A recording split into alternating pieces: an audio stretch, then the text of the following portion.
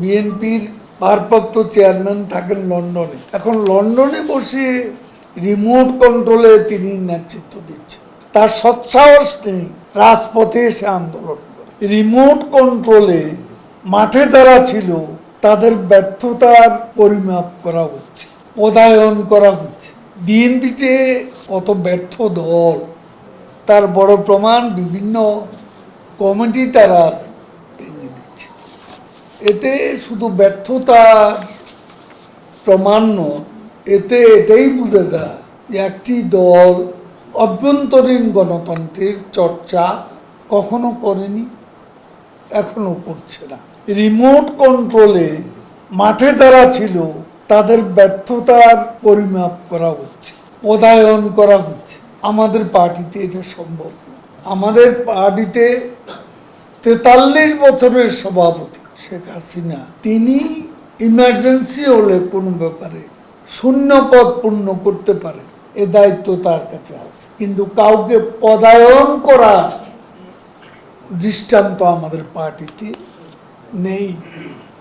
Council ছাড়া দলীয় কাঠামোতে পরিবর্তনের কোনো সুযোগ। All Time Roma.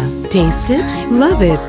এবং এই অভ্যন্তরীণ গণতন্ত্রের চর্চা আওয়ামী লীগ করে আসছে এবং আমাদের নেত্রী